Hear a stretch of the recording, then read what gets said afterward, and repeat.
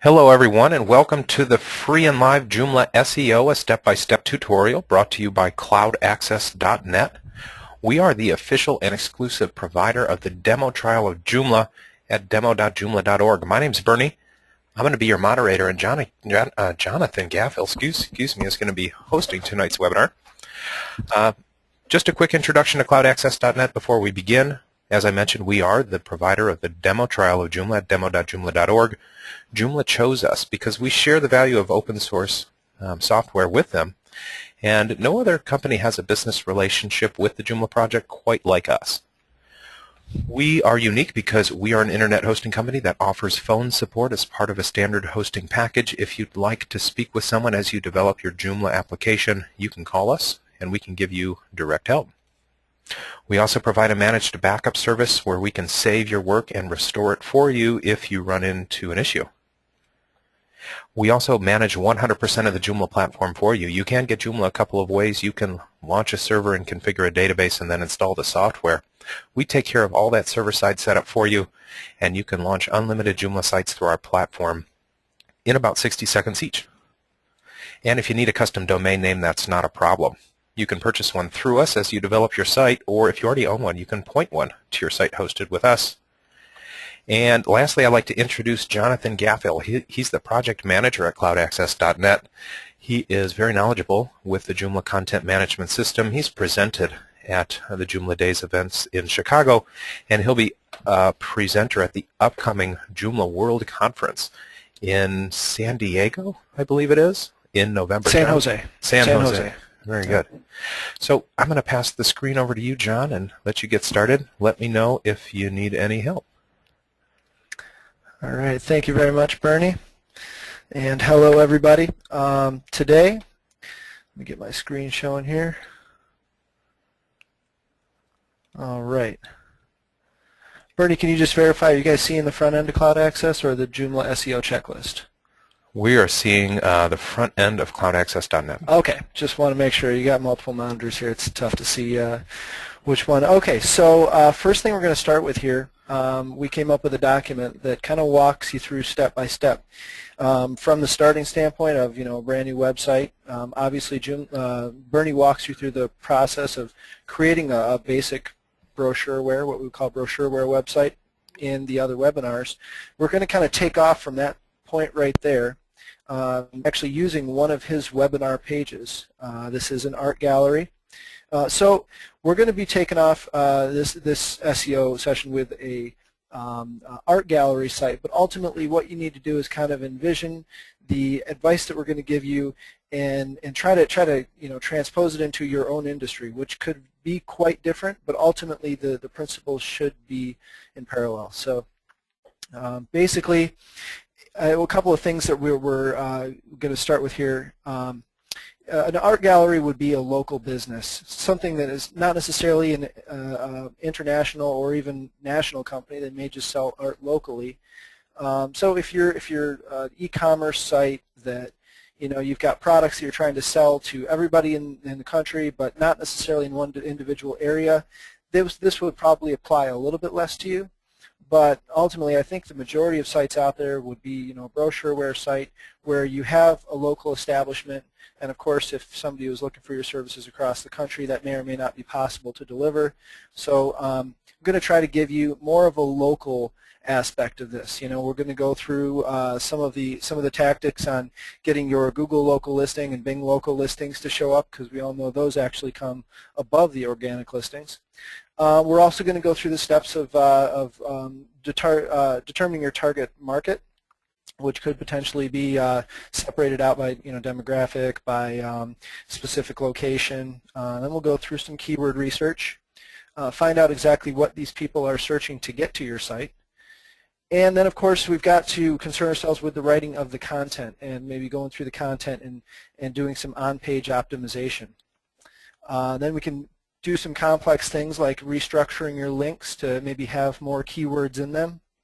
And then a few things that is completely necessary for all website owners is to have webmaster tools accounts in the major search engines to kind of instruct the search engines what content you have and where to look for it and all that stuff. And there are some other topics that we're going to go through during this session as well. But one thing I want to do is get you to go to our, everybody here could just go to our front end, the front end of our site, cloudaccess.net, and go to Training and Joomla Knowledge Base. And what I'm going to do is walk you to the document that you can follow along during the webinar, and kind of some links are on there, and it's just good to have some visual resources here. So click on the Additional Resources tab, and then we're going to want to click on the Search Engine Optimization link there. It's a category, and what it's going to do is it's going to present all the different SEO documents that we have. And what I've done is I've put those together into kind of a, I guess I wouldn't call it a checklist so much, but it's you know, step 1, step 2, step 3 style. So it should help you out. So go ahead and take a look at that, and just get that page loaded up on in your browser, and you can refer to that as we're going through this. So you'll notice the first step here, of course, is determining our target market. And you can go ahead and read through that. I'm just going to kind of follow through it as we go. So of course we're doing this from the standpoint of an art gallery. If you're a local bread maker, or maybe you sell rain gutter, or maybe your industry is a little bit different and you could travel across the state. Maybe you sell pots and pans. Who knows? Ultimately, the general concept is the same. We need to figure, an art gallery, our demographic is going to be probably people who are, we need to determine an education level, probably people who are pretty well educated.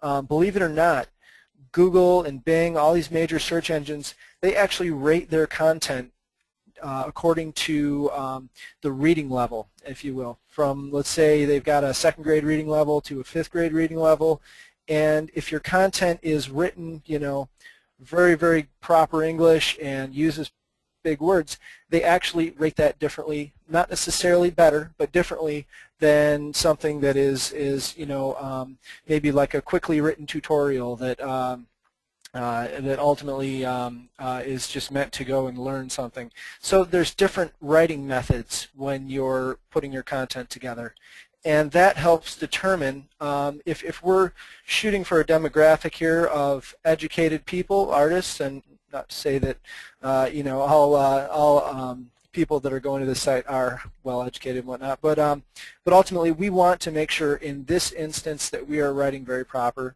It's kind of an assumption, I know, but in terms of coming up with your target demographic, your target market, you kind of need to make assumptions, need to know who your audience is. So I would say for an art gallery, we're looking for probably not people that are 18 and under.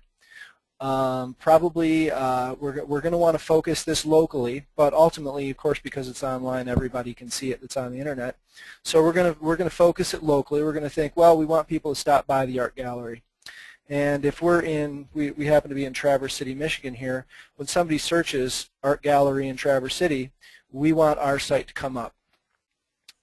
So basically, we've figured, our basic target market. What we need to do is figure out what these people are searching in order to come to our site. Let's just do a quick search, because obviously we know that people are going to be searching art gallery. Let's try art gallery in Traverse City. This is just doing a Google search through my browser here. And of course we have some Google local listings coming up here, and then some organic listings. And it's kind of cool because you could actually, what we're doing right now is we're looking at our competition. Denos Museum here is our competition. I'm going to go ahead and take a look at their site. And they're just showing the current exhibits that are there. But I want to show you something cool here that you can do. You can kind of take a peek into their marketing within this page that happens to get a pretty good rank on Google. I'm going to right-click. In some browsers it's a bit different. I'm using Google Chrome, but in some browsers you have to click on the menu. But what you want to find is View Page Source. And once you're in here, this is actually a fairly bad example because they don't really have much. What I'm trying to get you to is some metadata that's in the site. But ultimately, this page doesn't have much. They've got, of course, a page title, and that's about it. So let's find a better example here. I'm going to go back to our listings here, and I'll find more of a, I know the Denos Museum actually is more of a school establishment. So let's say, here we go, Seed Studio Art Gallery. Hey John, as this is loading, I just want to remind everybody that they can raise hands or post questions in the slide out question area. If they have any questions, we can get to those at the end of the webinar. All right. Okay, so here you can see we've got a normal looking website. I'm going to do the same thing here. I'm going to right click and I'm going to go View Page Source. There we go. This is what we want to see. Now this is a great way, what we're doing here is determining the keywords that we want to use in our website. This is a great way to find that. We can look at our competition and see that their meta description, meta keywords, and title are all just right out here in front of us, and we can see what they've done in short to get to this spot. So here you can see they're using fine art painting. They're using some proper nouns here, original art painting, and so meta keywords doesn't mean a whole lot anymore, but the description and the title are very important. And so these people, as you can see, they have Traverse City in both their title and their description, and you can actually see that when you look at their listing. You can see fine art, Seed Studio, Traverse City, and then the description here you've got Traverse City, Michigan. Definitely recommend putting if you're trying to rank locally, put the name of your city on there. It's pretty important. Okay, so that's one way to determine, get some ideas for the keywords that you should be shooting for. Maybe you know what your competition is, and just go and you can look at the source on their page, and you can see what their meta keywords, meta title. Sorry, that's not a meta tag. The title and the meta description show. But I'm going to show you another tool here. You'll notice on the document that I pointed you to, we have a link to the Google AdWords keyword tool. This thing's pretty cool. We'll take a look at it. What this is, it's a tool that Google provides everybody actually in hopes to make them more successful in using Google AdWords, which is actually a paid marketing strategy. But ultimately, you can use this for other searches as well. So let's just go ahead. We're gonna jump off of one of their key phrases, fine art, and we're going to go ahead and put that into the AdWords tool, and we're going to see what comes up. It's going to make me type in a little CAPTCHA here.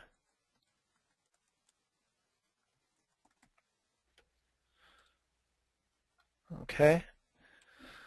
Now what's coming up here is a whole bunch of not only the fine art keyword that we put in, but it's also providing me a bunch of alternate keyword ideas.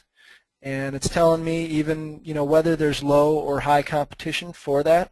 Of course, it's not giving it used to have a little graph here, but they don't do that anymore. And it tells me how many times this is searched on a global or local basis. Of course, what I'm doing here, this would be a local search. I'm trying to find art gallery in Traverse City, but of course, I might just be searching for art gallery, which would be a much more difficult keyword to rank for.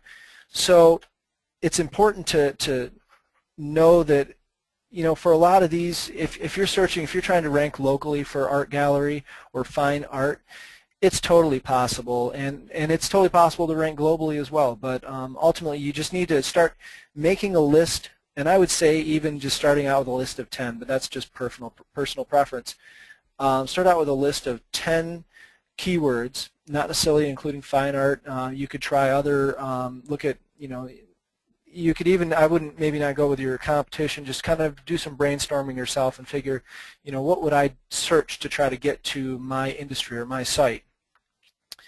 And so your entertainment's probably not the best one. Let's see what else we got here. It's interesting that they would do entertainment in there. Let's see. Okay, original art painting. Let's try that one. Okay. And this is going to give me some completely different results, but ultimately all great ideas. And you're going to want to go through and probably, choose the ones that are low competition if possible. But you gotta look at this and see, well, the low competition ones are the ones that really don't get as many searches.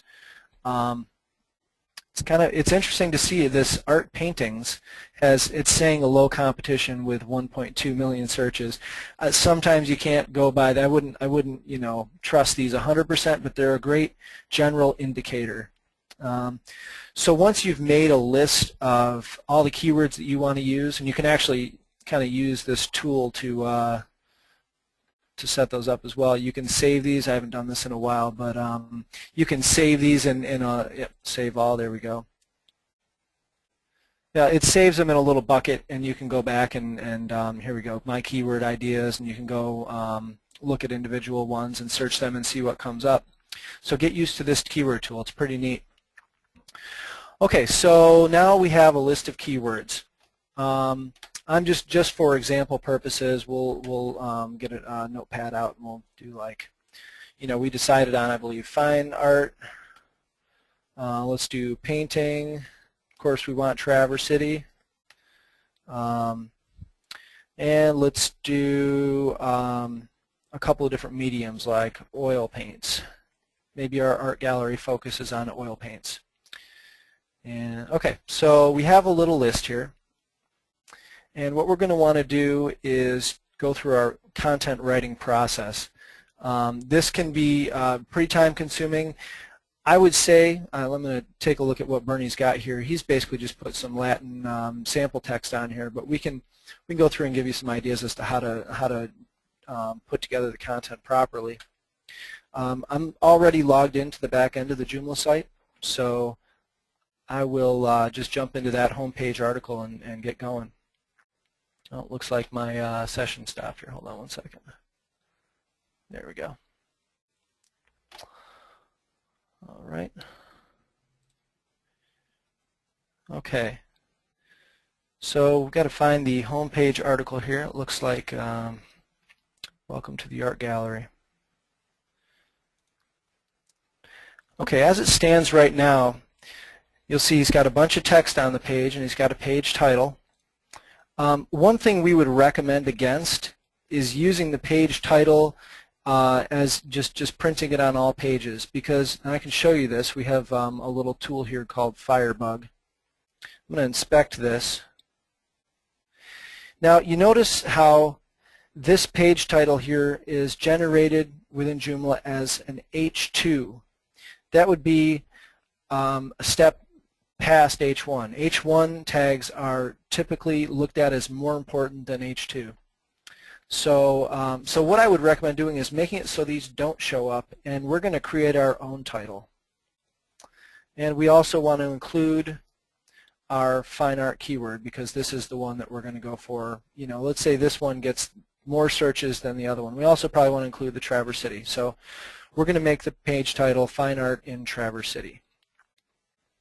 All right, so I'm going to go down to article options here, and I'm going to disable or hide the page title on this particular article. Now you can do this on a global scale as well. I'll quickly show you that, just so I'm just going to open up another. This is the back end of the site. You can have open in 2 tabs, by the way. And I'm going to go to Content and Article Manager. And on both the article, the category, and the featured articles, on all these different managers, you have this little options button up here. I'm going to go ahead and click on it. And here I have the ability to globally, what that means within the whole site, turn the title off. Go ahead and save and close. And you see how that title disappeared. We're just going to go into the article and we're going to put that title back, but the way we want it. Oops. And I'm just going to go in and add it through the HTML. You can do this, and I'll show you how to do it through the front end. But I'm just going to go H1 just so you can see what I'm doing here. We're going to go Fine Art in Traverse City, Michigan. All right, and we'll look at that. Now, we'll go ahead and save that and take a look at it on the front end. All right, there's our fine art in Traverse City, Michigan. You see it looks a little bit different. That's because the template that you choose, actually that's the point of having the H1, H2, H3. They're going to be styled differently. And to get into changing how they're styled is a bit more complex. I would probably recommend just getting the content on the pages and worrying less about how it looks and more about just the structure.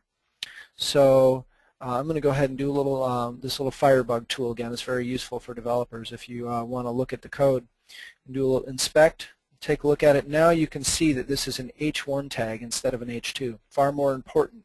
When Google looks at this page, they're going to say, whoa, this is H1, this is what this page is about, and ultimately what the content is about as well. Of course, this content has nothing to do with that, and we'll address it in a second.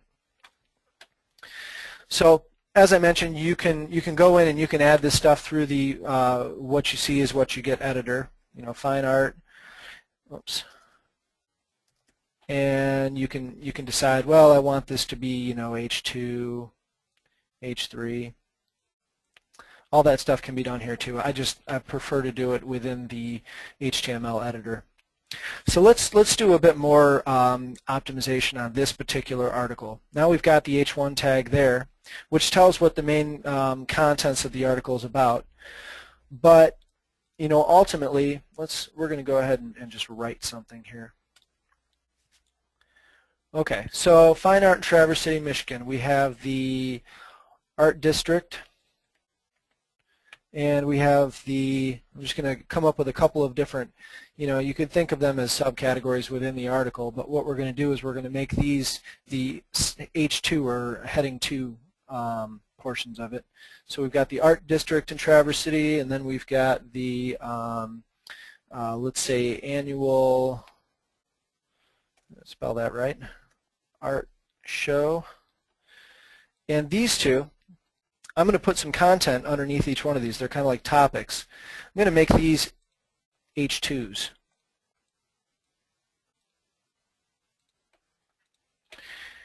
And under Art District, visit the Art District to have a good time. Oops. Okay.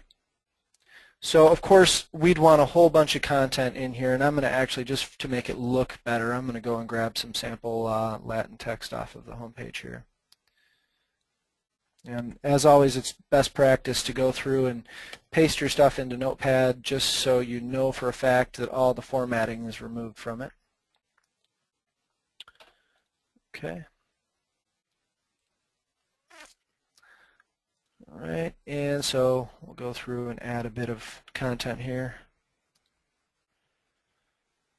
So the idea is, within this content, you should be using these main keywords, but you want to make it natural. You don't want to go, and they call it keyword stuffing, where you go and you add a whole bunch of keywords, and Google can see beyond that. Be natural about it.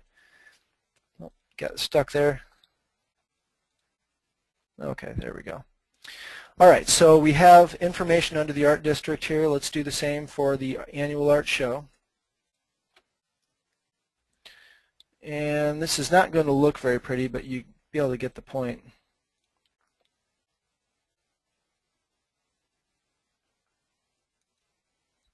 Yeah, the text is wrapping around the image and stuff like that. You can see it doesn't look that great, but ultimately the content within this is structured in a way where Google can see we've got the most important statement, which is the topic of the article.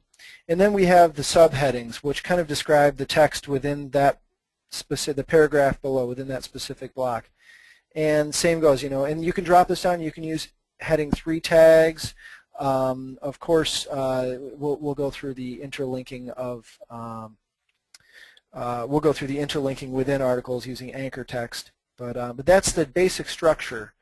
And we'll go on to the next one here. Okay. Now let's take a look at the URL structure within this site. Go back here. There we go. Sorry, guys. Okay, so we went through the reading levels, keyword density, the heading tags. The URL structure within Joomla is pretty straightforward. You've got your domain name, and then it actually goes by the menu structure, the menu aliases. So let's take a look at one of the current menu items that Bernie has put together in this webinar, and we can try to construct it in a better way. So I'll close this out. Here we've got art classes and drawing. Let's take a look at this one. You can see pretty clearly that it just follows, art classes, and then we've got the drawing page, which is basically following the submenu that's available there. Let's say, for instance, we know we're using the keyword fine art as much as possible, while still being natural. And what we're going to do is we're going to go and try to make this URL, even though we want to keep this saying art classes, we're going to make the URL say fine art classes. Okay. Now we went to close out of here. What we're going to want to do is go and edit that menu item. We're going to go to main menu. We're going to scroll down to the art classes menu item. And we don't need to change the title of that menu item. All we really need to do is change the alias. Now it's important to note that if you have already have your site indexed by Google and your pages are listed in there, when you change the alias of these menu items, you're going to change the URL. And that's actually an important thing to take into account, because then users that are clicking on your Google listings are going to get a 404 page. Actually, this would be a good time to just jump in and we can do a redirect while we're making changes. I'll do this one right now since we're halfway through it, and then the next one we're going to go and set up so we can redirect the requests for that old menu item to the new one. So here we're just going to change fine-art classes, and go ahead and save and close.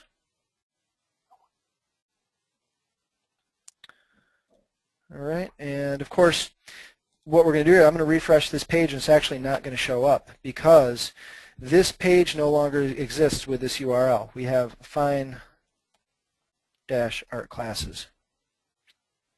So now Google is going to go through, recrawl your site, and they're going to find this new URL, and they will eventually update it.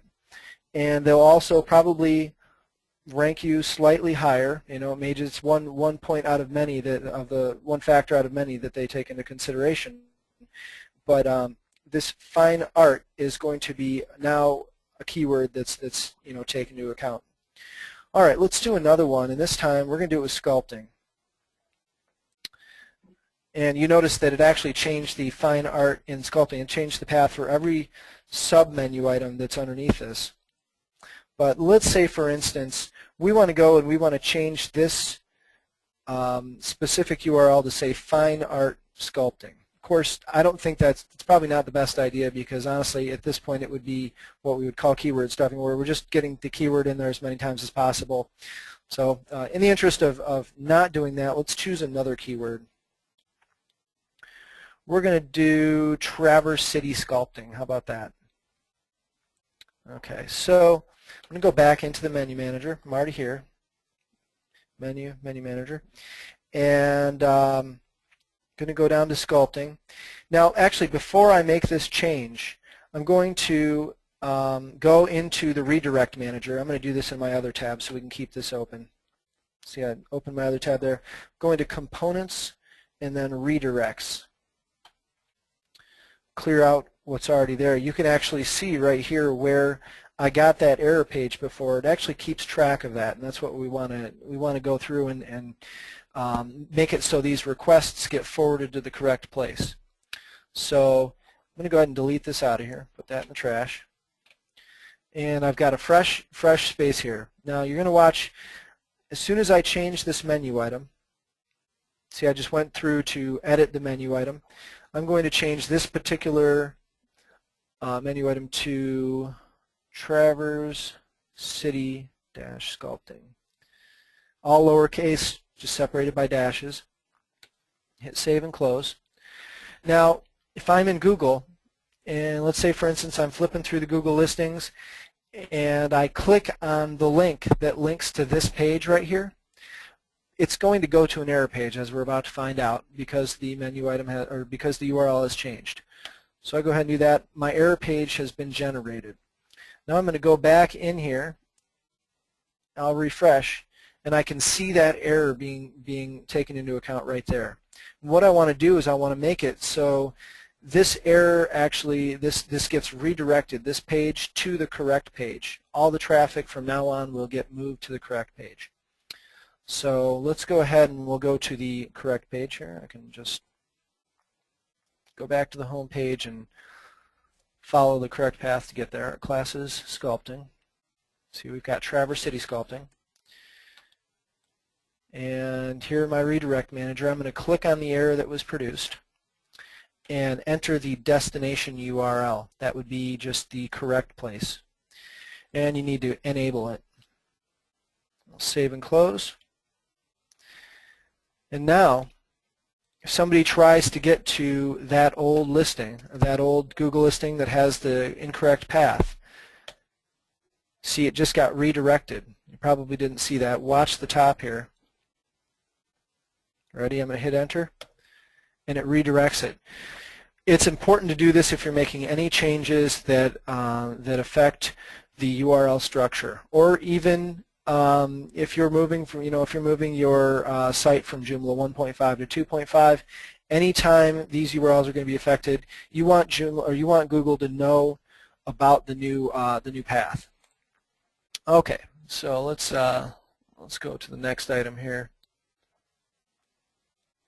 Okay, let's take a look at the listings themselves and how they're composed. Of course, you probably know this, but here we have the page title. Here we have the page description down here. Sorry, it's kind of hard to highlight these things. Page description down here. Of course, we have the URL. Some sites, you'll notice, have what are called site links. We'll go to cloudaccess.net, and here you can see site links. I'm going to show you the basics behind these items. Okay, so here we're going to look at we're going to, of course, use this as an example. You can see at the top here, Art Gallery Home. This is the current page title for our home page, which is possibly the most important page title. I'm going to go back and show you exactly where that's generated from. I'm going to go back to the main menu. I believe I'm actually already there, Art Gallery Home. Click on it. And here we get to decide what we want our page title to be. Right now it's just taking the menu item title.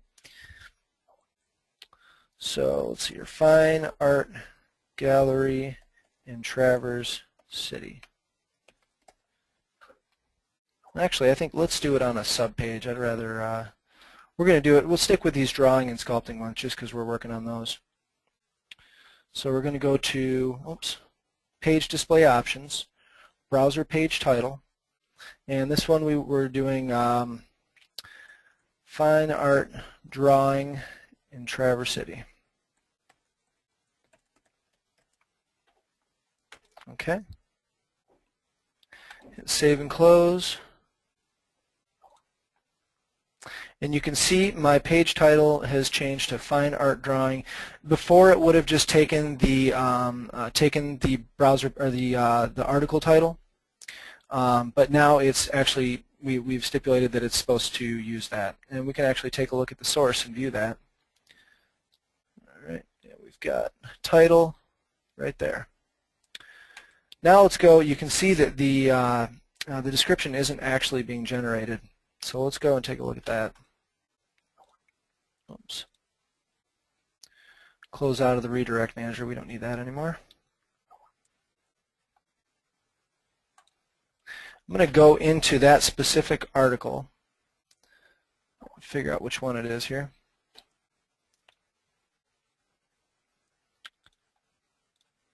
What I'm doing is I'm turning the page titles to show the title back on, because I'm not sure exactly what this article is titled here. Daily Drawing Classes, okay. I'm going to turn it off here. Okay, so we're going to go into the Daily Drawing Classes article. All right. We have this metadata options down at the bottom. You know, the description is pretty darn important. The keywords aren't so much, but you could potentially fill those out just to be thorough. For the description, we're going to want to reflect the title of the article and just kind of expound on that a little bit. So let's say we offer daily drawing classes in the Traverse City area. Stop by today for a free lesson. All right. So now, when somebody searches, let's say, daily drawing, Traverse City, or no, drawing classes, Traverse City, probably nothing really important is going to come up, and I don't think it would be difficult to rank very high for this particular keyword, but it's probably not searched that often either. So, classes, Traverse City. So what we would see here, assuming our article was able to get to the top or even remotely close to the top, you would see our page description, and then, our meta description right down here, and you'd see our page title right on the top. So it's kind of hard to highlight those, but you get the point. And of course, if we look at the source, I can refresh this, and now we see our meta description right here as well. Again, you can do the keywords. It's really, I don't believe it's taken into account that much, but it might be worth doing. Okay, so now we have this site, and we have determined what the most, optimal URLs are. We have gone through and we've put in our H1, H2 tags. Let's do a little bit of interlinking just to give you an idea. From the home page here, I want this text right here to say we offer daily drawing classes. That's actually going to really help in terms of getting traffic and getting more importance put on this drawing page right here. So what I'm going to do is I'm going to go edit that main page content. Go back to welcome to, and we need to change this to welcome to Fine Art Gallery. Okay, so here we have visit. I wrote the twice. Okay, visit the art gallery district to have a good time. Check out our daily drawing classes. And here I'm just going to link this, and I just click the link button. And you may not notice, but you can actually just search for your articles right here. So we're going to do drawing. Daily drawing classes, there it is. I click on that. And of course we want this to open in the current page, but you can always open in a new page if you wanted. Insert that link. What we're doing here is making it not only so people can just click on that and go, but Google, when they scan this page, they're going to see that and they're actually going to say, oh, well, this other page is really about daily drawing classes. Now that's one way of just linking to the page, but let's say, for instance, within our daily drawing classes, we have a daily drawing class schedule. I'll go ahead and save this. I'm going to go back into our daily drawing classes article. And we'll go like this.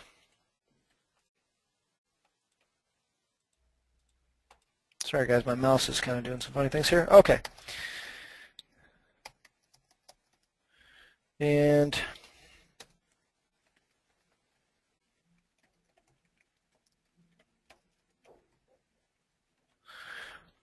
all right, what we're going to do is we're going to link to this specific spot on the page, and anchor links are actually an important part of SEO. This is just the fundamental, the basics behind it. So I'm going to go ahead and click on this little insert edit anchor tag, and we want this anchor tag to be called daily classes. Click insert. You'll see a little anchor show up there. Pretty nifty. Okay. Now we're going to go back to our other article. You could potentially have these open in two different tabs and make it go a bit faster, but we'll go back to this. So we've got check out our daily drawing classes. We could say our daily drawing class schedule. I'm just going to highlight this whole thing again. Whoops. We're going to just remove the link just to make sure we're starting with a clean. Unless you plan on looking at the code, these editors tend to put a whole bunch of extra stuff in there. So I guess there's really sometimes no way of getting around looking at the code. But in the interest of just making sure everything's clean, I would go and remove links, remove tags, and then re-tag and relink it just to make sure it removes it all. So we click on the Insert Edit link. And actually down at the bottom here, whoops, so let's say daily. Oh no, we want drawing. And here's our daily drawing classes. Oh, okay. And then it should pop up and show me the anchors that I can use within this, but it doesn't seem to do that. So I'll just manually add the anchor. Going to have to remember exactly what I had written there. But what you're going to want to do is put the pound signal, the pound sign, and then I think I called it daily drawing. Bernie, did I call it daily drawing? Do you recall? Yeah, Bernie's out there somewhere. Yeah, I'm sorry. What'd you say? Oh, did I call the anchor tag daily drawing? I honestly don't remember. I don't want to get out of this. I can't remember. That's okay, bud. All right, so I'm just going to refresh the page here, and I can go down, and I should be able to look at the source and take a look. Scroll down here. This all looks like a pretty big mess here. Okay, daily classes is what I called it. All right.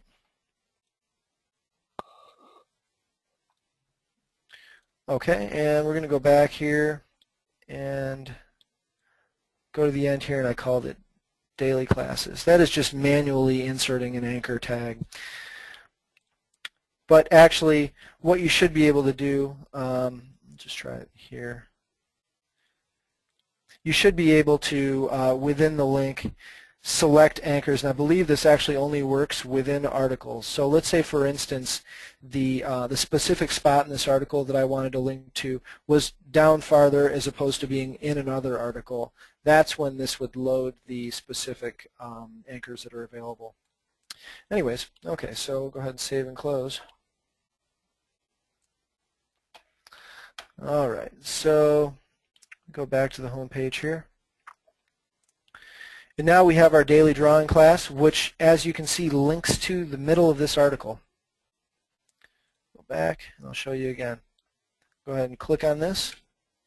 So interlinking within your articles is an important part of SEO. You have to try to not only direct your site visitors correctly, make sure that they can navigate your site intuitively, but you also want to tell search engines, this spot on this other article is about daily drawing class schedule. And of course, it's actually linking to here, but the browser can't go far enough down the page, so we'll just live with that. Okay, so we've got this site, and we have successfully created, our titles, our descriptions. We've gone through our text and put our keywords into the heading tags. Now what we want to do is we want to go through and tell Google, and Bing too. When I say Google, I mean all major search engines. I don't want to leave Bing out, poor guy. What we want to do is we want to tell Bing and Google where our pages are. We need to submit a sitemap. Now there are a lot of different ways you can do this. You can go to a tool that will just basically create a sitemap for you. I'm going to go to Google and just say sitemap tool. Whoops. Yeah, sitemap tool. There we go. And XML sitemap generator. This is a popular one. All I do is I just put my URL in there. And a few settings, usually just leave these the same. And then click Start.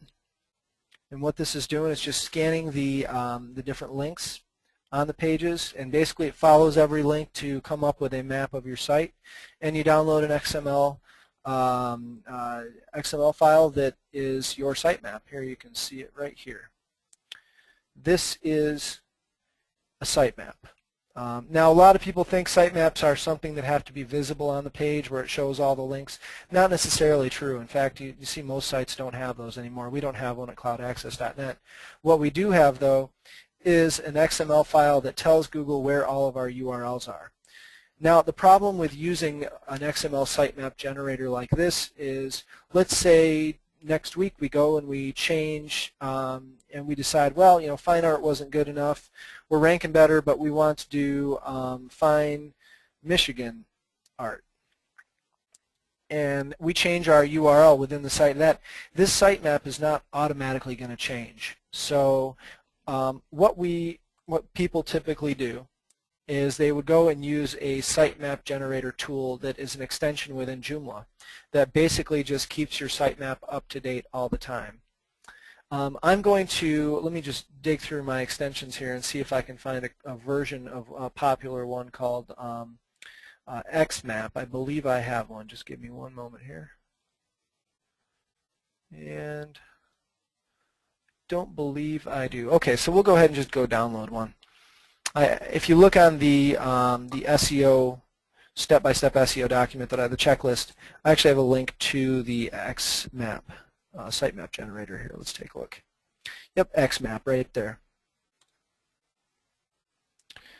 And this takes me to the extensions directory. I'll go ahead and download. Hopefully it's not going to make me register for anything, but nope. Okay, so here we have different sitemaps. We're going to go ahead and take the one for Joomla 2.5 or newer. And Joomla extensions 2.5. Save. Okay. Now what I'm going to do is just go and plug that sitemap generator into the site. Hopefully you're familiar with uploading extension at this point, but I will go ahead and give you a brief tutorial on that too. Extension manager. I'm going to go choose the file. And extensions 2.5 XMap. And we'll upload. And voila, it's the beauty of having a Joomla site. So now I have this new extension down here. I'm going to go ahead and click on XMap. And you have to excuse me, I haven't created a sitemap within XMap for a long time, so I'm going to have to kind of toy around here, but I believe you just click New. You give it a name. Art. Let's see. We don't even have to, I don't think this really has anything to do with SEO, but we're going to call this Fine Art Sitemap. And we want status published, public. We want it to dig through our main menu, and we want it to dig, we'll just leave all these by default. And we don't necessarily need it to dig through our user menu because I don't think the user menu is meant for, we'll go back home here and yeah, user menu has like create an account, access your account, edit your account. We don't need that stuff. So we're just going to leave it so it doesn't choose those. Flip through the options. You can probably just leave all this the same as well. So I'll go ahead, save and close. And it has just created a sitemap for us. I can actually go and view that sitemap by clicking here, I believe. Yep. So you can see we have not very many pages on our site, but this will automatically change these when we change the URLs on our site. And if we add new pages, it will add that stuff in. So now you ask yourself, what do you do with this sitemap? What we're going to do is we're going to give it to Google and Bing and say, here you go, here are the pages on my site. Of course, they will probably find these pages by indexing and crawling your site anyways, but ultimately this is just being thorough, and that's what they want you to do. You know, Google says jump, we all say how high. Let's go back to our checklist here. And after we've created a sitemap, I give you a link to Google Webmaster Tools and Bing Webmaster Tools. Just go to here, we'll go to Google Webmaster Tools. I'm going to have to do this in a new browser actually because I already have a session open with Webmaster Tools that I don't want to close down. So go through the process of creating a new account actually.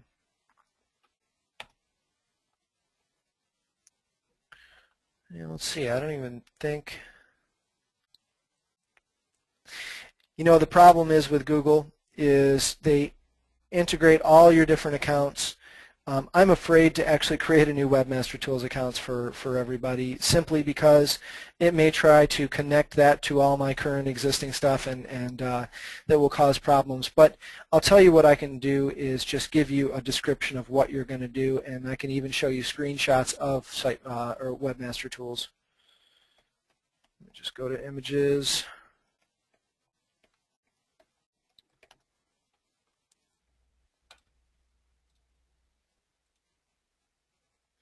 And that's not a very big image. I'll try to find a bigger one. There we go. Okay, so go to the links that I provided and sign up for a Google and Bing Webmaster Tools account. Once you log in, you're going to have to set up your site. Basically, you have to tell them, I own this site, and you have to prove it to them. The first thing they're going to ask you to do is to validate your site. There are a few different ways to do this.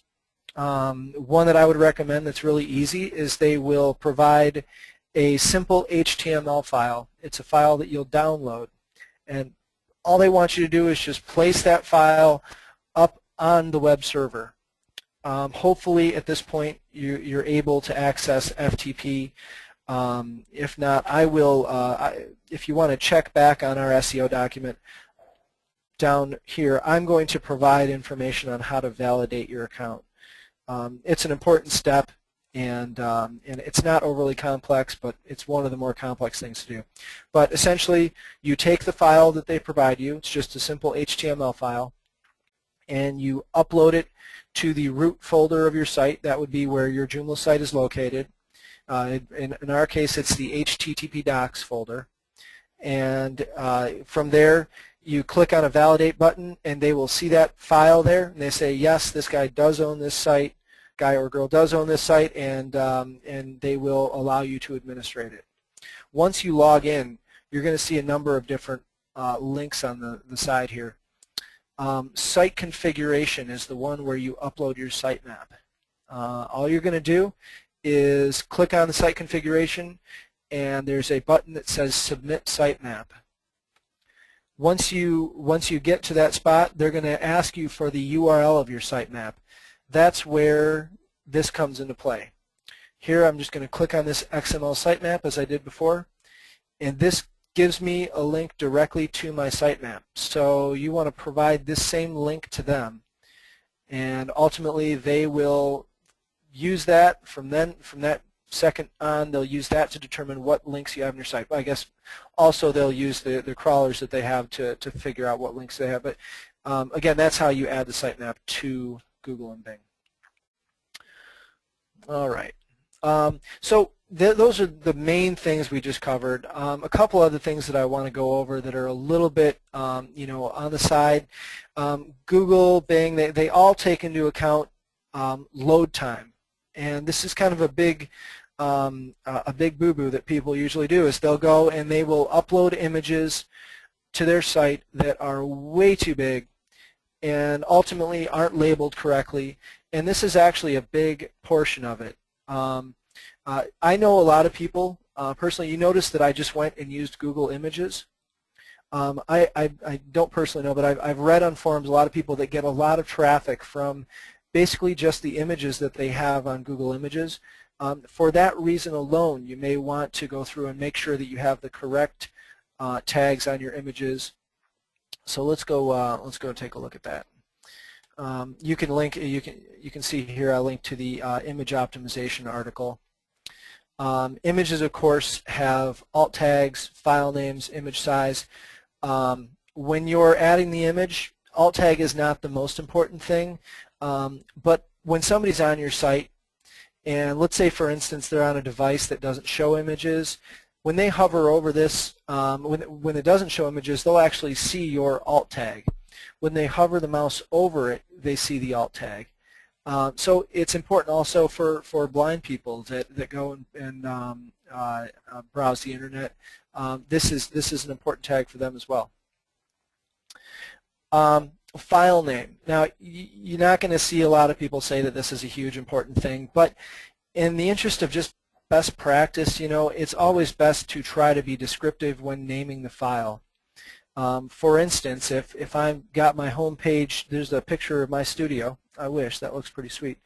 I'm probably, let's go ahead and just see what this is named, see how well Bernie did when creating this site. Go ahead and check it out. He did pretty well. He called this image artgallery.jpg. You could even go so far as to say Art Gallery Traverse City. That probably would be considered keyword stuffing, but those things, however small, are taken into account when search engines list your site. You checking my work, John? A little bit, yeah. You're doing pretty well. You're doing pretty well. Okay, thanks. Ultimately, another major problem that we see is people will go and they'll insert this picture into the article, but they'll do it. They'll take the picture that they took with their 10 megapixel digital camera and insert it in there, and then just resize it. As you can see, I'm going to click on this again and look at the image. As you can see, this image is the same size when I look at the full image. So we can tell right away that Bernie did a good job here, and he did not put a gigantic image in there and then just make it look smaller in a browser. This goes down. I'm not going to get too far into mobile SEO, but having a fast load time for mobile is a big deal. Of course, not everybody has 4G. In fact, we don't have it here in Traverse City yet. And ultimately, when I'm on 3G and I come onto a site that takes 10 seconds to load, odds are I'm not going to find that site in Google. Google's not going to show me a site when I'm searching that it knows that I can't load. If the site is 10 megabytes, then or sorry, not 10 megabytes, takes 10 seconds, is 2 or 3 megabytes page size, it's a bad thing. Speaking of page size and load time, just while we're on that subject, I think we're good on image optimization. Main points: use alt tags, use descriptive file names whenever possible, and try to keep the images of a proper size. I'm going to jump in real fast to page load time because that's an important point. I'm going to show you a secret tool here that is not really much of a secret. It's called Pingdom Tools. I will, if I didn't already, let's see here. I did not add a link to Pingdom Tools, and I will put it on there as soon as we're done here. Pingdom Tools is a tool that allows you to see how long your site is taking to load. It gives it a rating in terms of speed and in terms of, it also shows you what's loading when your site's going. Let's go ahead and just pop our art gallery site in there and see what happens. All right. So go ahead and enter that in, hit test now. Whoa, 6.5 megabytes. Bernie, you're in trouble. Bernie is in big trouble. What'd I do? Yeah, look at the page size you got here. 6.5 megabytes is a completely unreasonable page size for a Joomla site. I'm wondering if it's my background image. You know what? I haven't shown them that yet, but you're on the right track. Okay, so we're going to go through these numbers just briefly. A performance grade of 83 is great. Really, anything over 70 is pretty darn good. This is based on, I believe, all sites on the internet. So, if you're in the top 50, you're great. It's not like, A plus, B minus. I don't have a B minus here. I've got more of an A minus.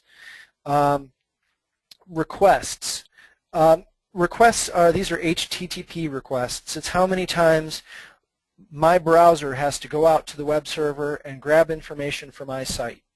And essentially, every time I load, let's say, a new image or CSS file, that's going to be a new request for that image or CSS file or whatever it may be.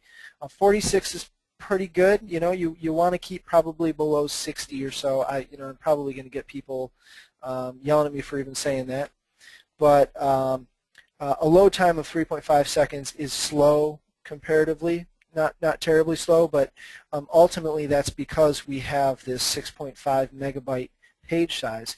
Every time somebody loads this page, they're loading 6.5 megabytes, assuming that they don't have the images cached.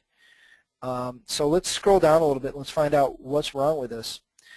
Here we have the general, it actually shows you connect time, send time, wait time. The servers at cloudaccess.net are configured to run Joomla very efficiently, and you take an efficient site and it's going to load immediately. We actually have people that regularly migrate from other hosting providers and tell us that their site loads considerably faster. But you can't take a site like this and expect it to load as fast because we're dealing with such a high page size. So I'm going to scroll down here, and we see it starts by loading. It loads the main content there, and then it's going to go through and it's going to load the CSS files, load some JavaScript. We could potentially combine JavaScript files here and save a few HTTP requests, but not going to worry about that. This isn't really bad. I'm going to scroll down here and I see that 5.9 megabytes, that is like 90% of our page load time here, our page size, is from this particular image. In fact, you can see it took 1.68 seconds just to receive this file. You can imagine if you're in a mobile browser, it's going to be a big problem. You have somebody sitting there waiting for your background to load. I hate to say it, but shame on Bernie for putting an image this big in there, and I think that we should probably fix that. I put it in there to see if you'd catch it, John. Okay. I applaud your efforts. Great job. Okay, now let's keep scrolling down. We see that all these other images are relatively small. We have one here, the art banners. These would be the banners in the heading here. You can see these. I don't know if you happen to have image software, image editing software, there are ways to make JPEGs like this, just compress them a little bit. Ultimately, the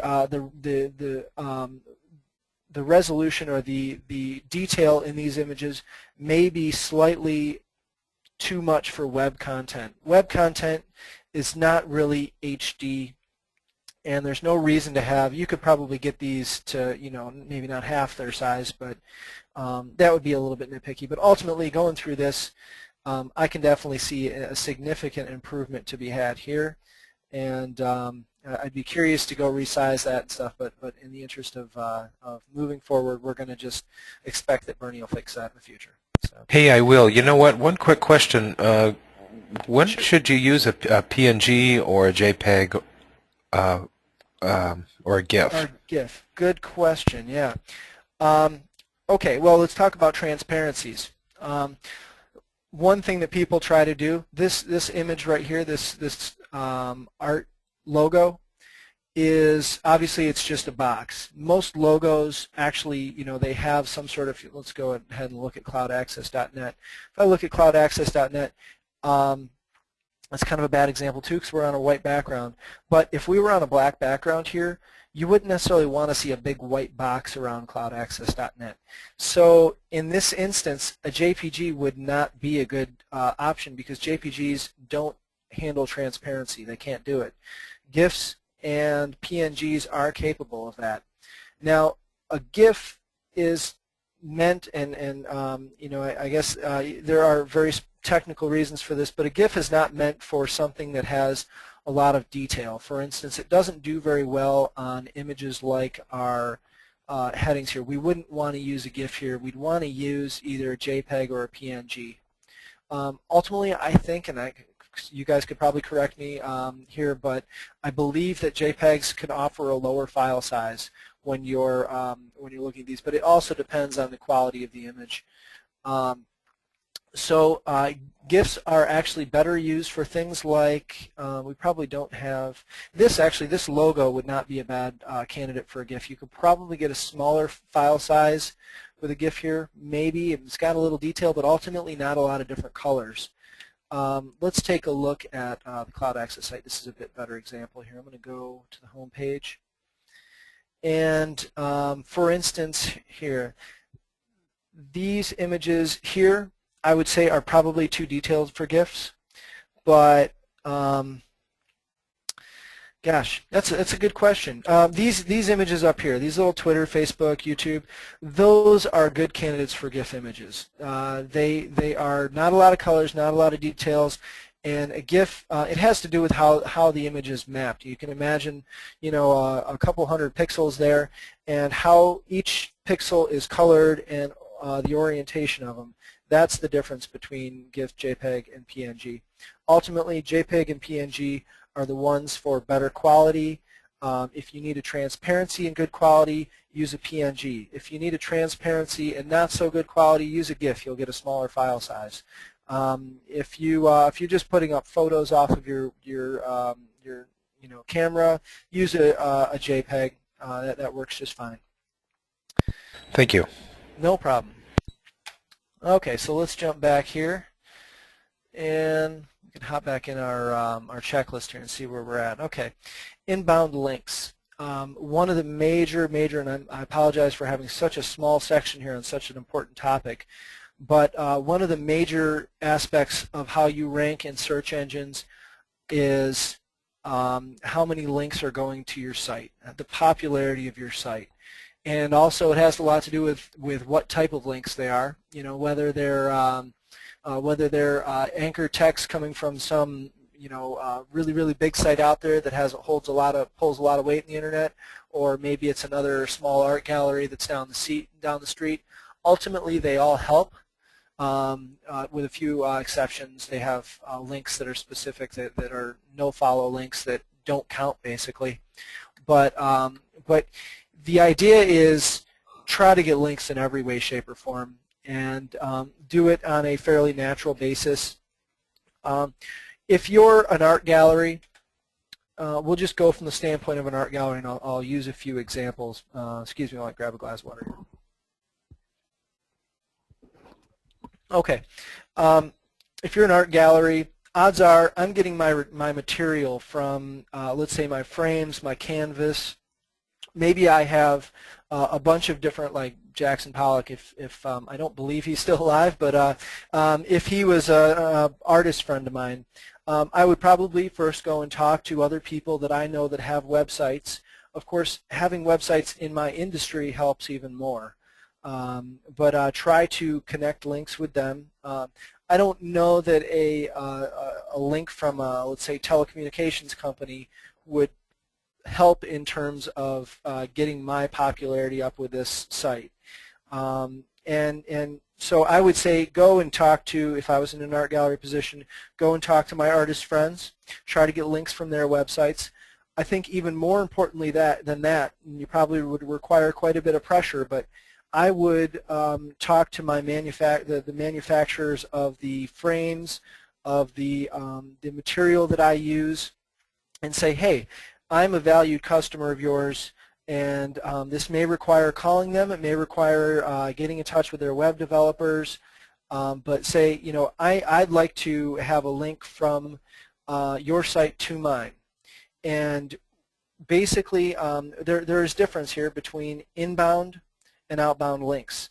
You know, a link exchange would be, I've got my friend Jackson Pollock here that I show his art in my art gallery. If he has a website and we say, okay, let's link to each other's site. Ultimately, there is more worth to me if I don't link back to him. So if he just has a link to my site and I don't link back, I'm in better shape than he is there. And so basically contact your manufacturers or the people that you work with. Maybe you have people in your industry that you know of, you have connections. It's difficult. I can say from a small business standpoint, getting the links, especially links that are of importance, it can be daunting. There are link farming services out there, or services where you go and you purchase a series of links, or people go out there try to, you purchase an email campaign from some people that just do that as a full-time job.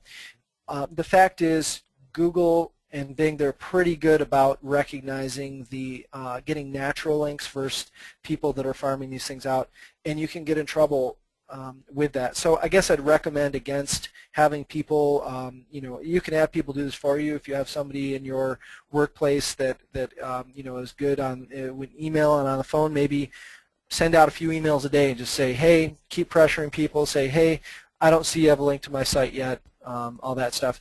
Another thing you want to do is try to make it easy for people to link to your site. Let's say, for instance, we go back to my art classes, and I've got this drawing schedule down at the bottom here, which I probably should have put an H2 tag on. Okay, let's say I want to offer a link to this. Let's say, people may want to know when is this class scheduled, and they may want to present that on their own site. Say, hey, check out this other art gallery's daily drawing class. So what I did here in the inbound links section here is I gave you just a brief example of just constructing a link. And this wouldn't be something that you would actually put into the HTML. It's something you want to code to the point where the person can see it.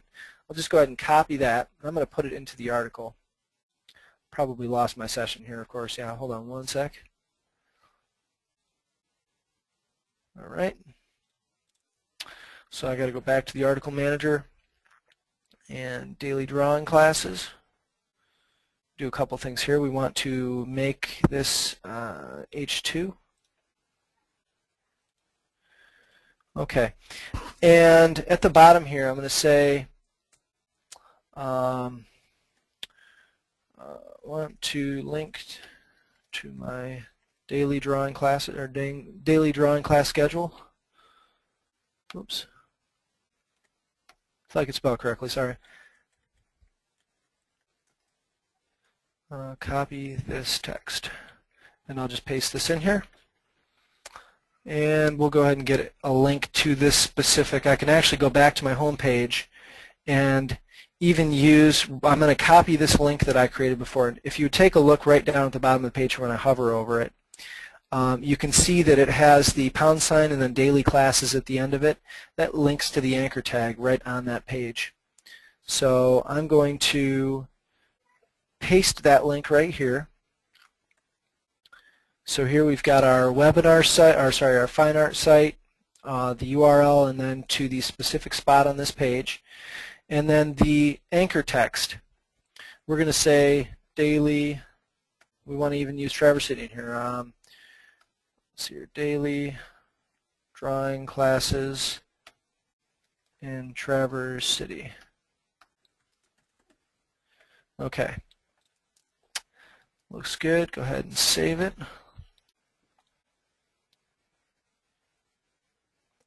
And okay, so now I'm looking at this article that we've got here, and I didn't really format this very well. It should be much easier for the person to copy, but ultimately this link right here, if this is something you would want to provide to the site visitors, or even in emails going out to people that you're requesting links from. Say, hey, it's real easy. You could even just pop this into your website. The link is ready to go. I've got my anchor text right here, and the people, it makes it real easy for them to link back. And the fact is, nobody's going to link to your site if if number one, they don't know how to do it. You've got a lot of people out there that they administrate their site, and they're not going to necessarily log in and link to your site unless you make it easy for them. So I would recommend doing something like that. You could even have a module on the side. There are even tools that allow you extensions that make it easy to link to any page on the site. So that's one thing. Again, use this in emails as well. So the general construction of that is in the SEO checklist right there. Okay, so inbound links, that basically try to get as many of them as possible. That's the main thing, and I know it's not easy. One thing that actually an important tool to show you here, I'm just going to go to yahoo.com or Bing or Google. It all works the same. I'm going to go and look at, there's some ways that you can tell the links that are going to your site. They're not 100% accurate, but they are relatively accurate. I'm going to type in site, and then we'll just go cloudaccess.net. Hit enter. Now, this is actually a bad example because we happen to have a whole boatload of subdomains, and subdomains really don't necessarily count. So let's use another one. Let's say, what was one of those art galleries here? Seedstudio.com, Seed Studio Gallery. I'll go back here and paste that in. And this is a pretty cool way. You can just go and I can see, there. Gosh, I'm sorry, I completely misdirected everybody. Site is how you see all the pages on your site according to that search engine. We want link, colon, and then we've got the URL. I'll go ahead and hit search. And unfortunately, what we're seeing here is that this site does not necessarily have any links going to them. Now, I've noticed, and it's pretty common knowledge, that these search engines don't necessarily show you all links, or even in this case any links. I went to Yahoo specifically because I always thought that they showed a little bit more. They were a little bit more honest about it, but we can try Google and see if that site has any links to it. Okay, so here, new exhibit. Song, strung odors. I'm not sure exactly what this is, and I'm afraid to click on it.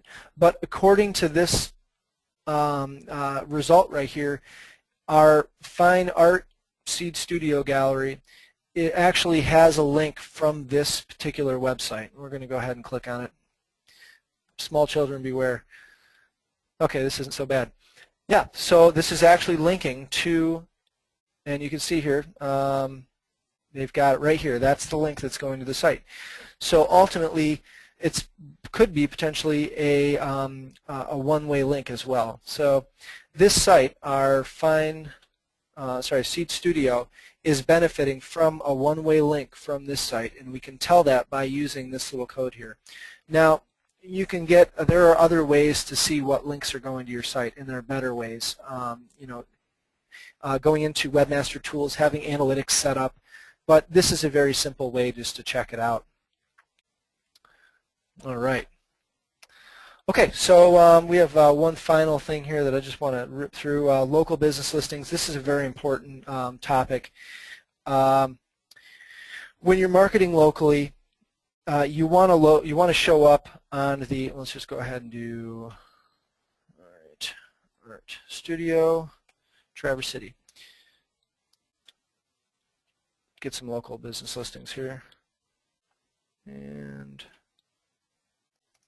let's go hair shop. I don't even know what okay, salon. Okay, so we have the local business listings here. Ultimately, these are search results in themselves. They are not the organic listings. They do happen to kind of follow suit. If you have a high ranking here in your organic listings, you will rank higher here for the most part. But for the most part, you want to go through and you want to build these listings up just the same way you do your organic listings. You want to go and you want to get links to your site, of course, but you also want to go out and get not only your Google listings set up, but you want to get listings set up in other local business directories. I've provided in the link here just a little a link to our tutorial here, right down at the bottom. Here's a good list of local listing sites. This may be a bit outdated, but what I would recommend doing is just starting from the top and going down, and definitely use a spam email. If you have an email address specifically, to keep your spammy signups, use those. But go down this list and sign up for every free one you can. And some of them, not all are free, and actually I believe, if I were you, I would stay away from, do I see Yelp in there? Stay away from Yelp. I think that they're kind of a scam. And there are probably other little scam ones in here too, but just sign up for as many as you can. And some of them require you to validate your listing. They may give you a phone call and automated message saying, please enter the 4-digit code, blah, blah, blah. These are great inbound links, and they provide they make it so your local listing, I don't even know where they went here, they make it so your Google local listing and your Bing local listing show up more prominently. Reviews are another thing. Get natural reviews. You can ask for reviews. I wouldn't necessarily do it on your site, but try to request people to review or offer them discounts if they if they go and sign in and actually give you a positive review. So, in short, that was the 2-minute local listing webinar. Anyways, okay, we have a whole lot of questions, Bernie. Help me out here. Yes, we do. Sorry, let me get back here. A lot of compliments too, though. A lot of people saying thanks. Yeah. Lamini, I think I'm pronouncing your name correctly. And John, if there are a lot of questions. If we get to some redundancies, just point it out. I'm kind of learning as well. So, okay. Lamini says, is it better to use template overrides to make articles show up as H1 titles? I believe you covered that one. Yes, what you want to do to make the H1 show up, you see, for example, this article right here, we've got our daily drawing class schedule, and let me just go ahead and get to that. Okay, so you can see we don't have an H1 here. I could go into the article options and show and hide this. What I did is I shut the title off globally. We don't want the title to show up on any pages, and I'm going to put my own title in here, art, drawing, in Traverse City, and then set that as an H1. So in short, yes, just go ahead and add all that stuff within the article. I hope that answers the question. Here, Bernie, I actually can see this list of questions here. I can jump through if you want to pose them. Did I lose Bernie? I'm sorry, I was on mute. Oh, that's okay. Lamini asks, what I don't like about Joomla is that the text to HTML ratio is too low.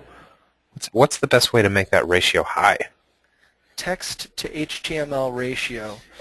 Well, ultimately, you can control, within your articles, you can control exactly what HTML it produces. If she's referring to, let's say, for instance, let's look at the source on our fine art drawing page here. Refresh so we can see our title tag. So I'm going to view page source here. That's all pretty wildly laid out there. Here is the inside of my article. Then we've got a lot of other stuff that's loaded here, a lot of modules.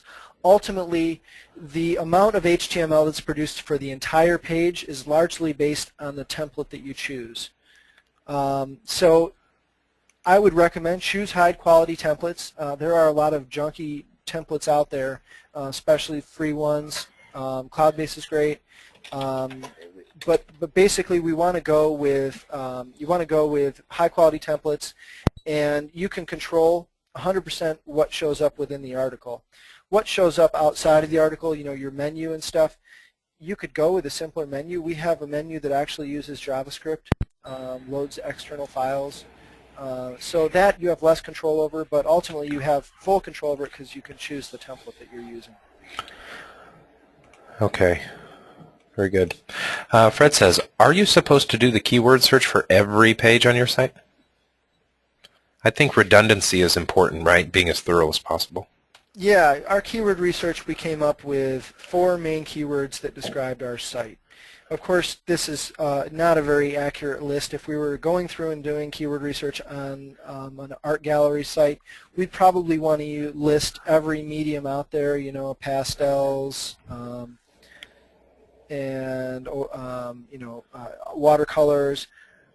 And then what we'd want to do is probably have a specific page for each one of these. So I wouldn't necessarily do the keyword research for every page. It really depends. It depends on the niche that you're in. But basically come up with a list of general keywords that you want to rank for, that most of your traffic is going to come from, and then basically kind of develop your content around that. Ultimately, if you're being natural about it and just writing your content naturally, and your pages are about what the main keywords are, then you want to use these keywords in each of the articles in a natural form. But no, you probably don't need to do keyword research for every single article. But you can get as thorough as you want on this. There are people out there that will go and they could tell you, right off the bat what the keyword density or percentage within all the words fine art is located within this particular page. And that is actually how the algorithms, the major search engines, how their algorithms determine the importance of a specific page within a search engine result is the keyword density, among other things. So I can't tell you the magic numbers of keyword density and what pages you have it on, but ultimately I can say be natural. One thing, just while we're on this, everybody should know this, and I believe it was mentioned in the last SEO webinar. Go type in Matt Cutts blog, MATTCUTTS. Matt Cutts does YouTube. The YouTube video, YouTube channel, sorry, has tons and tons of great information, and he kind of goes into do's and don'ts, similar to what I'm doing. There are a lot of SEO experts out there that that basically just follow his rules. That's all. So Yeah. Hopefully I answered that right. Yeah, I think so. A lot of our attendees are asking if this is going to be available in the future, the recording. We are recording this. This will be published to youtube.com/cloud access. John, if you wouldn't mind showing them our YouTube channel. Sure thing. Yeah. It will be available if everybody watching goes and likes us on Facebook right now. Yeah. And actually, you can have them like our webinars page. Oh, that's right. Yeah. Cloud access. youtube.com/cloud access. And you can see a lot of, we have our previous search engine optimization webinar here that was done by my coworker Gary Brooks and Bernie's coworker, and that's a great one to watch as well, so I would check that out. But ultimately, you should be able to get to this video by going to our site, go to Training, Joomla Webinars, and what we're going to have here, right now you see this Joomla SEO step-by-step tutorial, but you'll see a link here that just says something along the lines of specialty webinars. And then you'll see this specific webinar, and we'll put a recording of it right there. So you can go to our YouTube channel, or you can go to it in the site. Excellent. Dean says, according to Firebug, my UTheme template article titles are already H1, so is there a need to turn off the titles? No, ultimately not. In fact, if you turn off the titles and then go into your articles and add those titles back in, it's going to look identical. Yeah, it's just it's funny because we actually use UTheme template on our main site here. We just changed it out, and it by default is putting H2. So it really depends on the template and how that's laid out. All right. And what went in the anchor text box? This is from Victoria. What went in the anchor text box? The keyword? What you want to do is, we'll go back to our example page here if I can pull it up. There, new site. Okay, so let's go back into our drawing classes. Actually, no, we wanted to go to the home page. That's where we made the anchor text link.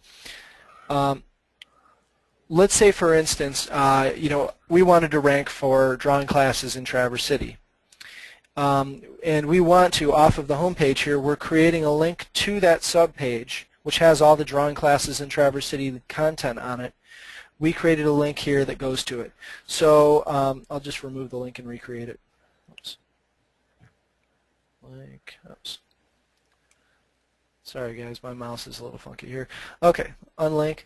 So I'm going to go ahead and choose the text, and this is called the anchor text. It's possibly the most important text when you're doing this. And then just highlight it, click the link button, and we want to search for the drawing article there. And then, as you recall, I went and I added the anchor tag onto the end of it. So that was #, and then I'm going to have to refresh my memory here. Daily classes. # daily classes. And then insert. So what went in the link the anchor tag box there is the link to the other page. Now let's just real quick go to the other page, and I'll show you how to create it on that end. Of course, you'd want to do this backwards. You want to create the anchor link first and then link to it. You can see this little thing here. Let's do another one here. That was a link to the schedule. We're going to create another anchor tag right here. So click Insert, Edit, Anchor, and you can literally put anything you want here, but you want it to be applicable to what what the content is. So we're going to do Traverse City drawing class, something like that. And so now when I if I want to link directly to this spot, I'm just going to do the # on the end of any link that goes to this page. I can do # Traverse City drawing classes. That's a really long anchor tag. I would not probably make them that long. This is borderline keyword stuffing because the anchor tag really, I suppose it would work, but just be mindful. Try to be natural about it. I guess that's the only thing I can say. All right. So Bill says, this is a great job. Is there a maximum number of words in the meta description? How long should it be? Good question. Very good question. There's a lot of theories about that. I'm just going to be honest, I'm just going to do a Google search. I could tell you I believe it's 140 characters, but let me double check here. If I could spell recommended right. Meta description length. Let's just see what SEO Moz has to say. Here, this guy says 160 characters. This guy says 64 for the page title. Meta descriptions, so that's the important thing. The search engines may cut short anything over 150 characters. So I would say 150 characters is probably a good good amount. Okay. And Jeff asks, you mention stacking on the results page. How? Stacking on the results page. S-T-A-C-K-I-N-G? Mm-hmm. I'm not sure, to be honest with you. Could you just kind of rephrase the question? I'm not exactly sure. You're probably referring maybe to the one thing I didn't cover is the site links. Maybe that's it, where we've got here, okay, Cloud Ahoy. Not sure what that is, but these would be the site links. Maybe that's what he's referring to. I did not go over that, but I did mention it. Ultimately, this site links, they would be covered. Google will decide its own site links. It will say, we see that these pages are popular. They seem to be, your main pages. They'll put them up here. You can go in your Webmaster Tools and tell Google, well, I don't want certain ones. You can exclude site links, but you can't tell Google which ones to use. I'm hoping that's what he was talking about. Okay. Yeah, Jeff, let us know if we were able to answer that. Keith asks, when I try to get links using LinkBait, if I share something on Facebook to 1,200 people and it has a returning link to it, do I get 1,200 separate links, or is it considered one link because it all comes from Facebook? That's a really good question, and to be honest, I don't know the specifics about that. We do have another coworker listening in, Sarab, and I'm wondering maybe he could chime in on that. Sarab, is it with links coming from Facebook? I guess, how are those counted? He's actually one of our social marketing gurus, so he might know the answer to that. I can venture a guess on that and just say that Google does not necessarily read the pages, depending on how you have your privacy settings. They do not necessarily read your status updates. So links from your status updates may not be counted. I think that the answer to that probably depends on the person's privacy settings. If everything is set to public on their page, then you probably do get a backlink. But if they have it so only their friends can see their updates, then probably you don't get any count for that. Okay. Hey, Sarab, can you hear us? Hey, yes, I can hear you guys. Okay, so I think, yeah, I mean, probably, we can get just one link, back on your site, like people are following, but there's no specific amount of numbers. Okay. All right. Gotcha. That's a good question, though. I'm curious, and I'm probably going to go look that up after the webinar. All right. Let me get back to some questions here. Let's see. Fred, does social linking back to your site help? I know you commented on it, but Um, I think like Twitter probably helps more than Facebook. Again, because Facebook status updates don't necessarily show to the public. The answer is definitely yes. It does help, and I would encourage it, and I would say get as many, links. But ultimately, the value from social links and social updates, like on Facebook, obviously, is it's spread out to a lot of people. But in terms of search engine optimization, probably the ones that Google indexes are the ones that are going to be more important. Okay, John, I'm getting a lot of comments saying thank you so much. Dean says, what are the extension names that display the page links in the article? That's a really good question. To be perfectly honest, I'm not aware of any specific ones that do that. I was kind of just leaning on the fact that the extensions directory has over 10,000 extensions, and any sort of little bit of functionality like that you can think of has been pretty much created. So you kind of caught me there. I am not entirely sure of a specific one, but I can almost guarantee that there's one out there. We could do a quick search, and I could probably pull one up for you. Pretty efficient at searching extensions directory here.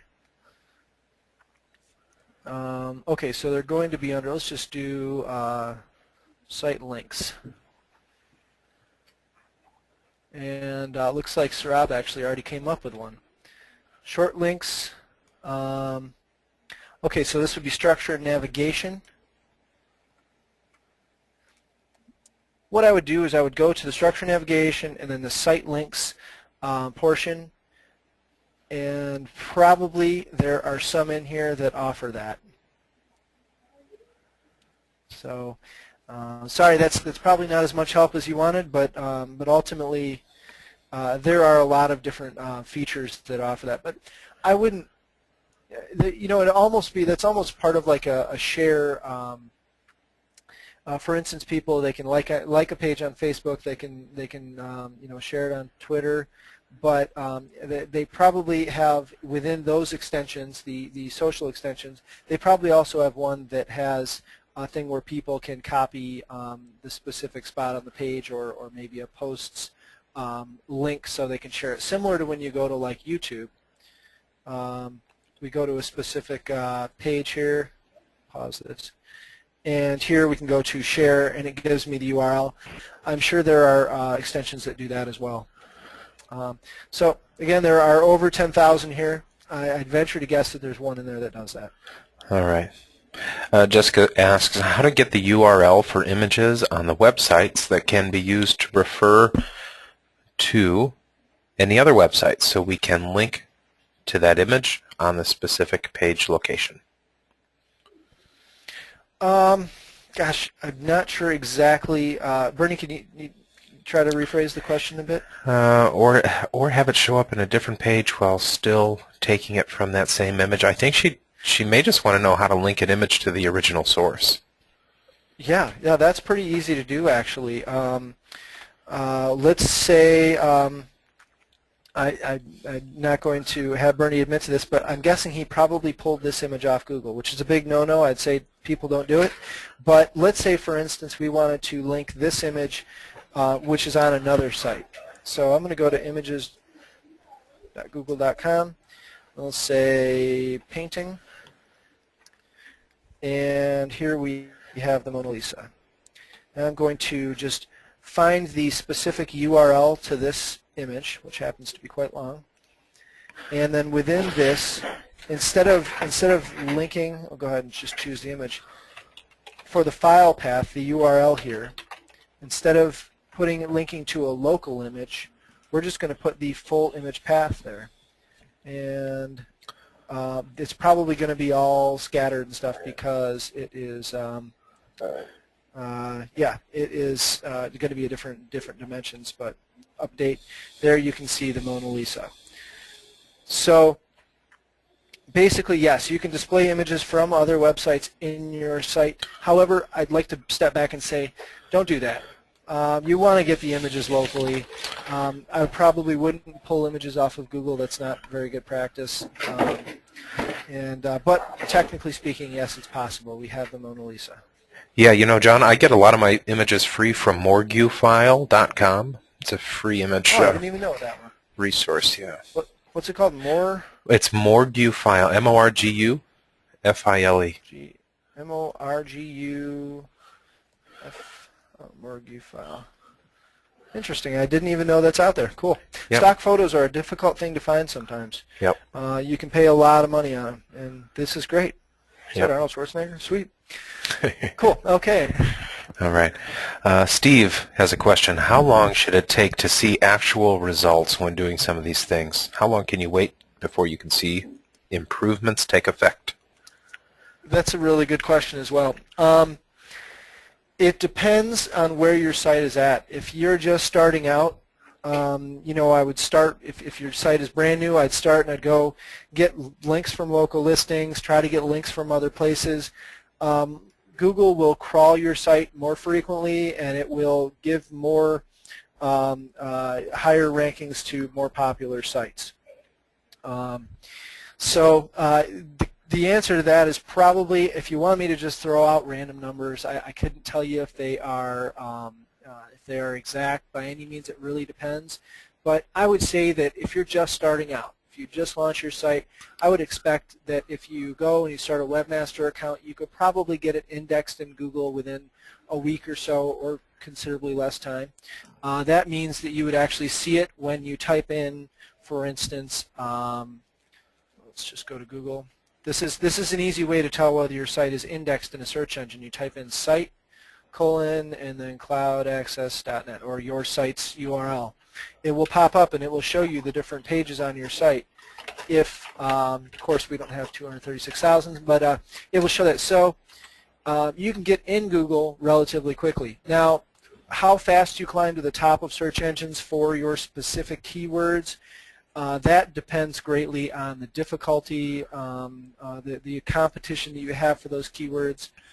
So I couldn't give you exact results, but I think that generally speaking, I would not plan on getting results on major keywords. You know, search engine optimization is something that you know, it's kind of like geology. It's like time and pressure. You know, that's all it is. You just, over time, you could keep applying pressure, keep getting those links, keep, you know, adding content to your site. One thing we didn't really mention that's really important is add content to your site. You need a lot of content. You know, having a 5-page brochureware website, we call it brochureware, just, you know, 5 static pages, that is not necessarily going to get you to the top of search engines for a highly sought after keyword.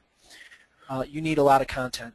So if you keep writing content, you keep getting links, make your site generally interesting and people want to go to it, you could possibly see results over the course of, let's say, 6 months, you know, for major keywords if you keep at it.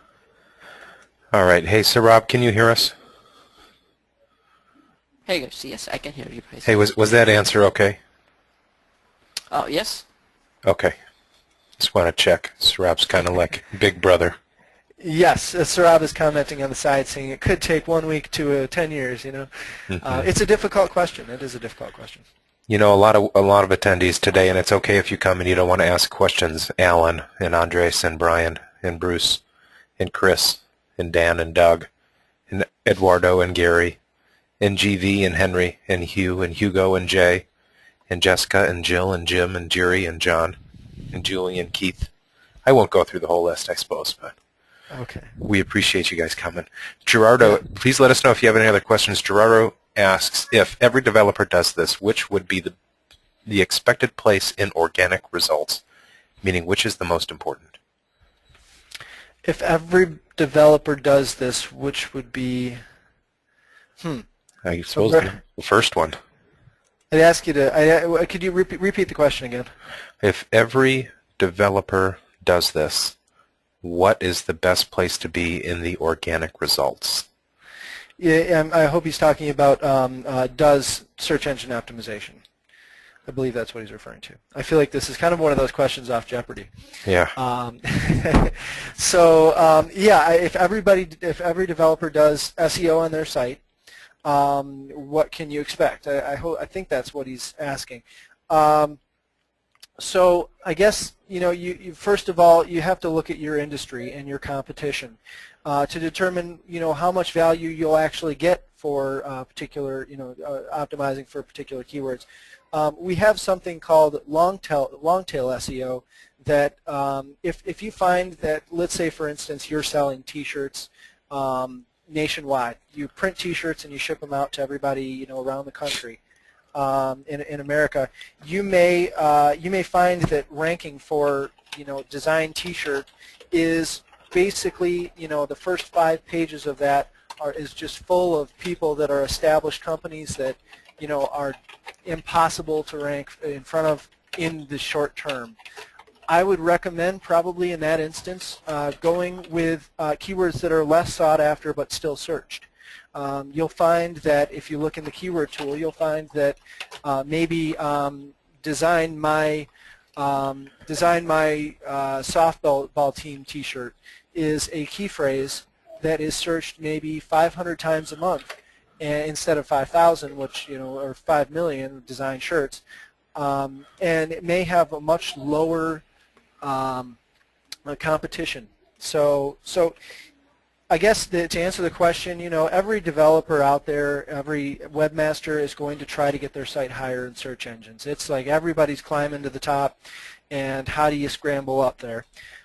It's a tactical thing. You have to go through and you have to look at your competition, your specific niche, see what your competition's doing, and then kind of make an educated decision on what would be the most effective use of your time.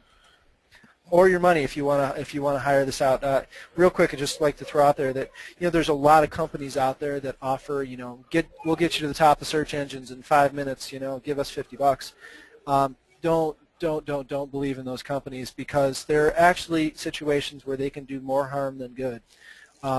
You want to do these things naturally. You want Google to think you're a normal company that doesn't basically it's one of those things where you don't want to try too hard. You don't want them to think you're trying too hard, at least. So yeah, it's something where you have to look at your niche and kind of make an educated decision. All right, Ronnie asked for some tools to optimize images, and Sarab sent you some links there. Dean says, thanks, excellent session. Steve says, learned a lot from a brand new user, thank you. And Rich says, great information tonight, thank you.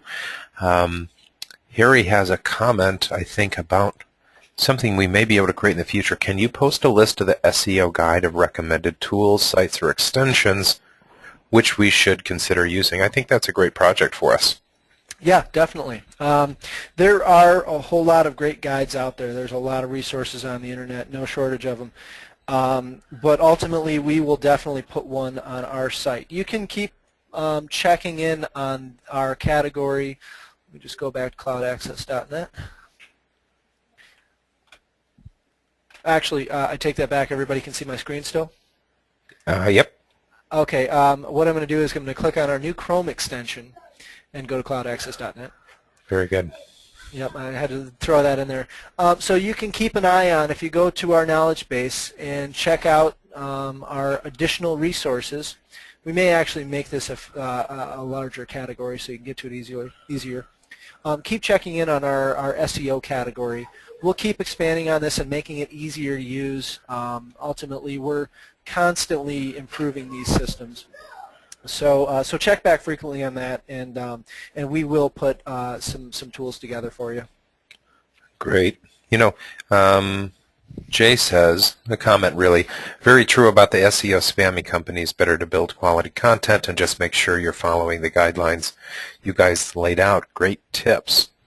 Peter says, I'm new to Joomla, was using WordPress before. This was an amazing help. Thank you. Are these tools available in WordPress? You mean the external tools that I was using, like the AdWords and all that stuff, the AdWords keyword tool, that is all, of course, available for anything. But no, I mean WordPress does have the ability to change the page title and the meta description and all that stuff. So kind of in short, yes, it is. Okay, and well, I'll jump in there and say the redirect manager. That is a very, very, very important SEO tool that is not available in WordPress. No, I don't want to make it sound like WordPress is even on the same playing field as Joomla. Okay. But ultimately, you can do these similar things with WordPress. All right. Jay says the ultimate SEO test is if your mother-in-law can find your site organically. You got it. Yeah. Funny stuff. Eduardo says, great job. Thanks for all the information. It cleared a lot of questions I had for a while and gave me the confidence I needed as I realize I'm doing things the right way. Hey, you know what? That's a quote for the webpage. Henry says, SEO is undertaught. Good webinar. I think it's the missing link. Thank you. Julie says, this was an excellent webinar. I plan to watch again. Lots of great tips. Thank you. Cool. Yeah, really cool. We want to thank everyone for attending. And we're going to have to say good night at this point, or good day, good morning, good afternoon. We know we have attendees from all over the world. Sarab, you want to say goodbye? Yes, guys. Thank you. Bye, everybody. And good night. Take care. Don't forget youtube.com/cloud access. You can check out a copy of this webinar. It'll be posted in the morning. And always check back to our webinars page for some upcoming free webinars. And as you see John doing now, go ahead and install the Cloud Access. Yeah, here. I'm going to go. I'll show everybody how to do it here. Cloud Access. Oh, no, wait. Sorry. Chrome extensions. You'll get to the Chrome web store, Chrome extensions, and we'll wait for it. And then just go to cloud. Just type in cloudaccess.net, and you'll see our wonderful extension. You can add it to Chrome. You can rate it. It is very, very useful. You know, we've got all sorts of links to our knowledge base and submit a ticket, our YouTube channel. Very, very cool. Perhaps even a SEO webinar link there one day. Yes, we will continue upgrading this. All right, thanks everybody. Take care and check back with us soon. We'll see you around. Bye now.